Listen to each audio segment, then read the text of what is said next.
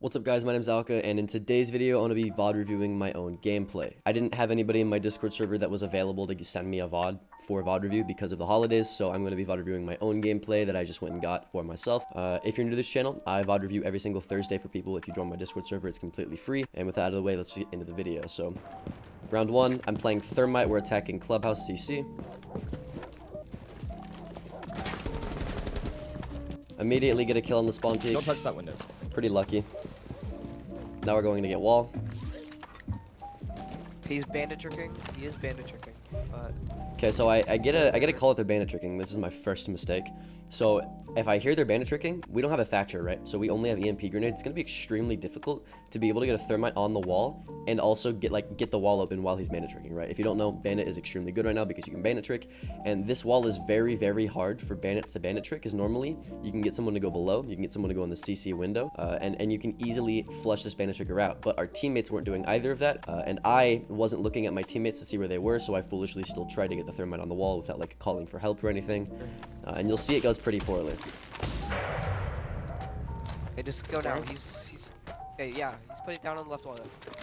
Just put it down. Okay. So I knew that was gonna happen.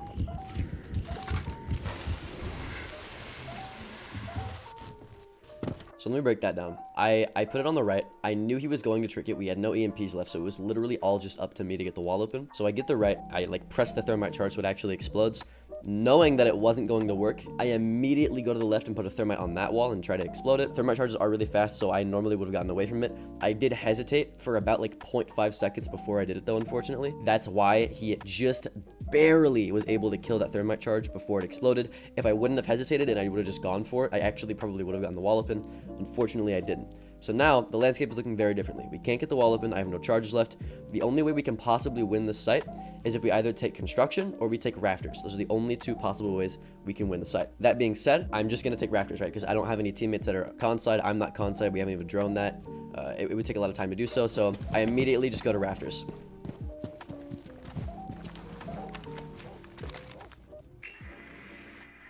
I killed the guy that was lounge. There was a guy chunk top right stairs holding the like his fire. So I see the Jaeger right here. I immediately go back to save my drone. Shot it. No, he didn't. No, he didn't. I didn't want it. So my teammate says he's on the drone, and last I saw he was 90 in rafters. So if my teammate hasn't called out, hey, he's T2 or hey, he's T1 or R2, R1, whatever you call it, then I know he's still going to be 90. So I'm going to come in, try to pre-fire him here and kill him. He swings me, luckily. I get the kill. The rotate's still. I see that I have a teammate going up red stairs, so immediately I want to take rafters and start pressuring the site. Clear. You can go up the stairs and watch the window, maybe. I don't know why he swung me there. That was really stupid, but I got a free kill there. Last one was last scene red, top red, last scene. Maybe cash? I'm moving around. So one thing I do want to say too, if you ever set up site, never make a rotate on this wall because it allows people who take rafters to immediately walk into site right here and plant. The best case scenario is you want them coming in from the wall to try to plant. It's much harder to do that. You can have holes below the wall. You could also be playing smoke and cash and be able to smoke the plant right here. But if this is a rotate, it allows people that are in rafters to be easily able to take it. Now you might say like, okay, if I have a guy playing rafters, he has to hop in the window here and leave, right? What you don't understand about that is they're guaranteed to get this wall 9 times out of 10. So it's going to be very difficult for you to be able to get back into sight from rafters anyways. So something that you need to realize, especially at the higher level of play, is people die in rafters. You have to play your life in rafters. It is more important that you hold rafters and you hold that space for as long as possible than it is important that you go back with your life. It's one of those positions where you're going to die if you play rafters. Just get used to the guaranteed dying playing that position. So that being said, there's no reason for you to have a rotate to save your life because you're playing to live and to die. So just put head holes here so you can watch the wall, and so people can't easily just go in through this rotate like I was about to do here. If they play below again, if he's bandit tricking, you guys could just nade the floor. Wait, what's up? Again, there's a guy watching lounge last time. You're gonna have to kill him first or deal with him first. So right now we're discussing how we're gonna get the wall open because we realize we need someone to go below in order to like completely negate the bandit tricker. My teammate was saying like, hey, they played below a lot last time, so it's not just gonna be that easy. We have to clear him out first. And I was saying you can just go ash on the main double door and you can literally ash charge right here from outside and not have to worry about anybody below shooting you. Like you can just quick peek the door, ash charge, and get out without like ever having to even step foot in the building. He didn't listen to me. Instead, he wanted to play fucking Grim. So we're ending up either way. I'm not counting on getting the wall open. Let's just see where it goes from here. So I immediately see this side's electrified. This side's not electrified. So I know he's going to be bandit tricking by putting it right here. So I have two options. I can either place it right here and bait the bandit charge out, or I could place it on here, get shocked a little bit, and then thermite it. I have many options. The safest option would be to wait for my Yana to come below so we can nade below the bandit trigger so they can't do shit about it. So let's see what I do. Yeah, okay, he is there. So I'm waiting for that Yana to come below. I'm trying to call it to the guy behind me who has his EMP grenade out like a dickhead to go on the CC window so we can actually shoot the guy bandit tricking, because it doesn't look like our Yana's going to go below. And the reason that that's good is if he gets on the CC window and they try to bandit trick, he can shoot them from the CC window, right? But if he has his EMP grenades, it's not going to matter. We're not going to get the wall open because he's bandit tricking, right? So I'm trying to call that out. He's not listening, so I'm like, okay, I guess I have to wait for this Yana to go below. This guy just cleared lounge, so this guy can easily come in and nade below.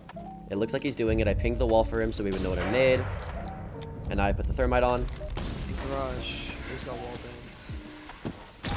And it worked, right? We had someone nade below, so the bandit trigger couldn't do anything. Now, again, I'm going to try to take rafters. This is a common thing for the site.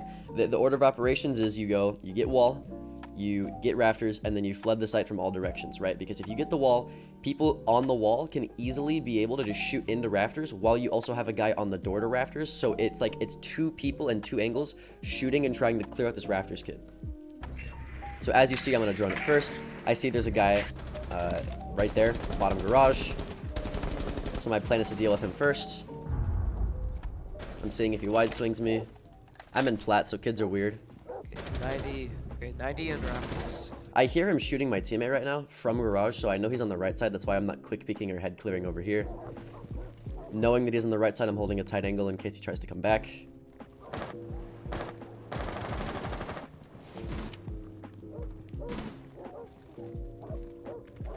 It's Jaeger. So now I know, okay, he didn't shoot my teammate from bottom garage. He actually shot him from rafters, and he shot the person on the wall. I see there's a tiny little pixel angle right here. So I'm just seeing if he tries to peek any one of these two angles or the angle on the left. I'm just trying to bait out a free pick here. The guy on the rafters, realistically, should not be peeking me at all.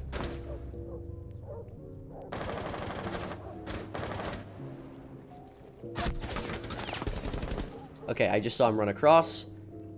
Now what's good here is I could easily run in and shoot him, and he doesn't have the reaction time because he's not actually holding the door to be able to shoot me. So I just have to take the gunfight, right? I have to bank the gunfight. We have a minute left. I kind of have to get the ball rolling anyways, so I'm like, fuck it. Let's just swing him. I see his shoulder, get the kill. This guy's cash. That guy's cash.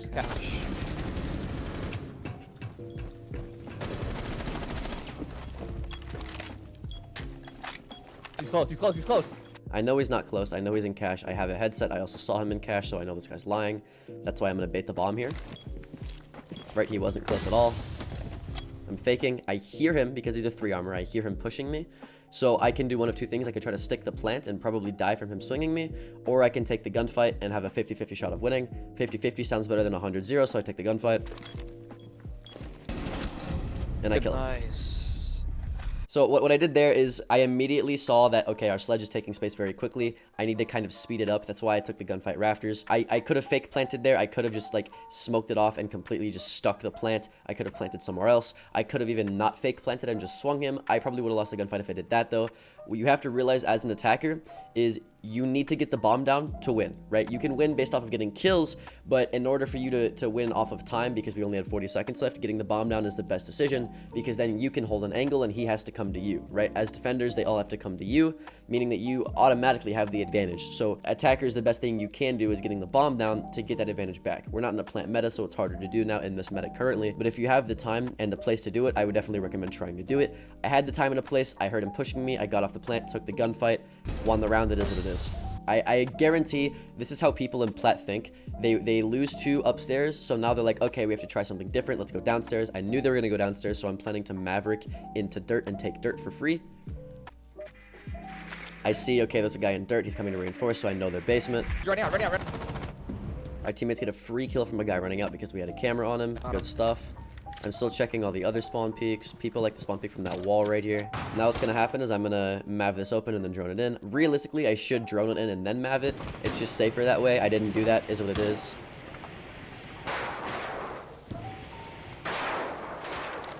So now I drone it.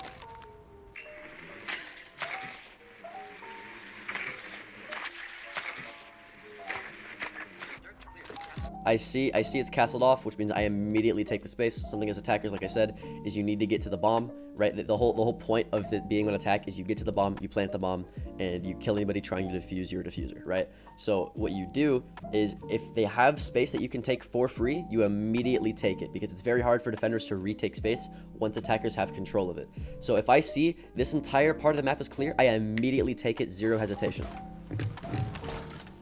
I'm reloading this because I know I'm going to have to use it on the castle barricade. They're impact tricking. I go prone because someone's feet might be on here. Just do 2 at a time. Like, do the smallest amount of pellets at a time. You outnumber them. I don't try to get it open immediately because there might be a kid like this kid right here who will swing me from AK rack. Just good game sense on my part. I also see that people are trying to open the hatch right here. I also hear that my teammates are getting the hatch right here. So I know that anybody that's sitting in AK rack, or anybody that's sitting in sight, excuse me, cannot swing me. And they have to go either into AK rack or they have to stick and play their life in the back of sight. So I know he's either going to be on my hard left or he's going to be deep sight. I know no one's on my hard right. So I immediately just hold the angle after I mav hole here. I almost kill him. I do some damage. But again, knowing my teammates are getting the hatches right now, he's not going to go to my right. I know he's going to go behind AK rack, so I immediately try to take the gunfight here because I have info and he doesn't. That's dead.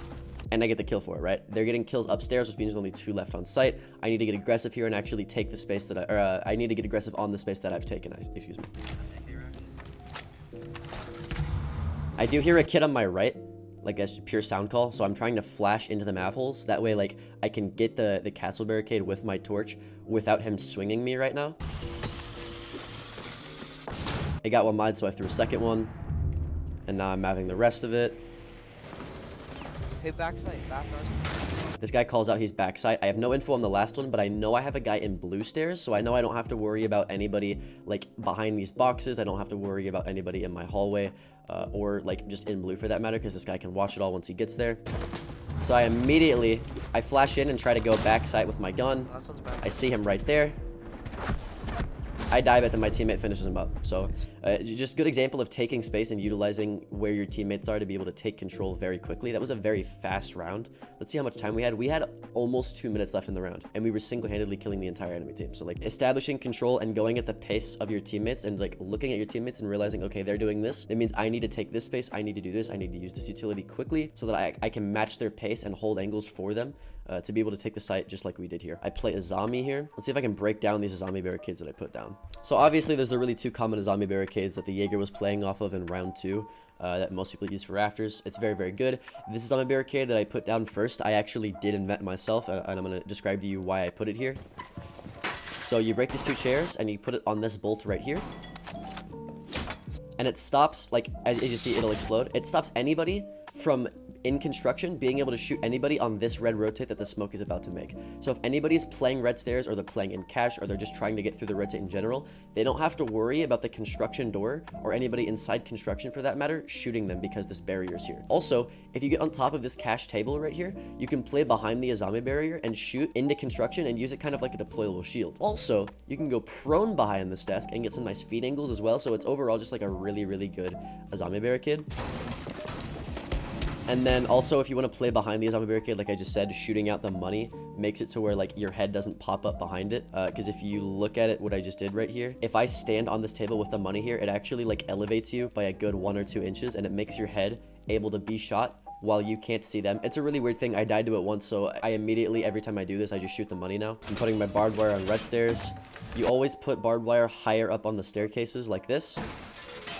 Because if they're where I am right now as a zombie, which is low on the staircase, and the barbed wire is also low on the staircase, they can easily just knife it from around the corner. Or if it's a little bit higher up but still too low, they can knife it on the staircase, and by the time the person top red has time to react and swing them, they're easily able to just run away. So if you put it high on the staircase, they can't run away, and if they knife the barbed wire, they have to actually stick to knifing it, and they can't run away from your gunfight, right? So it's a free kill essentially if you just put the barbed wire higher up on the stairs. Now I should be doing the barbed wire high up like right here for the same reason.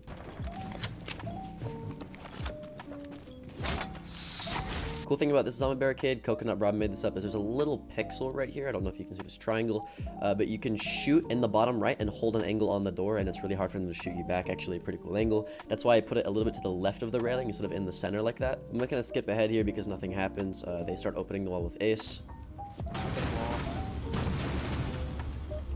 I see he put one high and one low, so it's going to be kind of like a full thermite breach here. Knowing that, I don't really want to be peeking here, because as a zombie, you can easily cover up 1 H charge, but 2 is a bit harder to do and kind of useless if I'm being honest. So I see, okay, they have that open. There's a guy rappelled on the bottom of the balcony. He just shot right here, so he knows where I am, so I'm going to back off.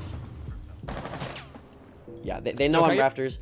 What you do here, people like to pressure, like I was saying, they get the wall open and then they come to your door and they pressure you from both sides. The longer you stay alive to make sure no one can walk in this breach, the better.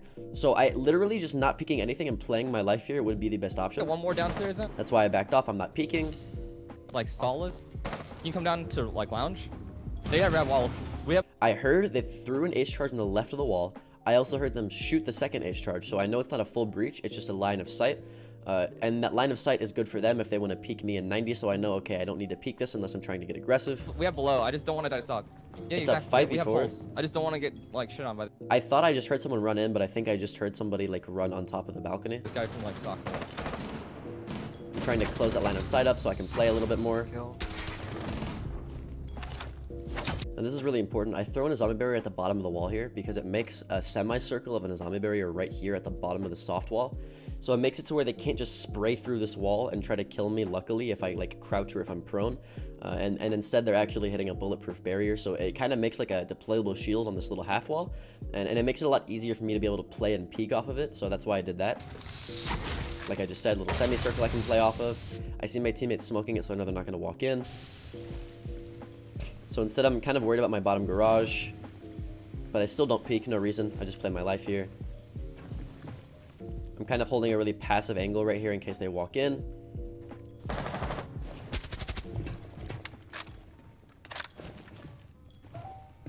I see a guy and I pre-fire him, and you see me switch angles immediately. If I pre-fire somebody, they definitely know where I am. I am kind of an exception though because I do have a silencer on my gun, so I didn't really need to move positions, but now I see that he's pre-firing this angle. So he thinks I'm there, which means he probably did see me whenever he crossed on the screen. So me moving positions either way was just a good idea. I still just want to play my life here again. Like I talked about earlier, this position that I'm in is extremely powerful, and you want to die on this position. You're not meant to live, which is why I didn't give myself a rotate. I hear him really close on the wall, and our smoke just ran out. Or he ran out of smokes, excuse me, and he just died, now that I think of it. So they're probably going to walk in, which is another reason why I want to be positioned on the left. Okay, right side of the wall. I think I just looked at him, actually. There's only one way in. It's the right side. These guys have holes below to watch the breach, so they can actually tell me if he walks in.